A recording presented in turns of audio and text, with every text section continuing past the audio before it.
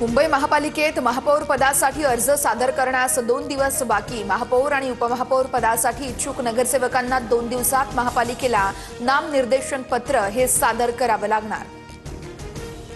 शिवसेनेचे मुंबईतील नगरसेवक आज कोकण भवनमध्ये जाणार। 29 नगरसेवक नोंदणी करणार। बाळासाहेब ठाकरे यांच्या स्मृतीस्थळावर अभिवादन करून नगरसेवक नोंदणीसाठी जाणार। मुंबईतील ठाकरेंचे नगरसेवक आज पुढील प्रक्रियेसाठी पालिकेत जाणार। कोकण भवनातील आयुक्त कार्यालयातील नोंदीचं पत्र हे मुंबई पालिकेत दिलं जाणार।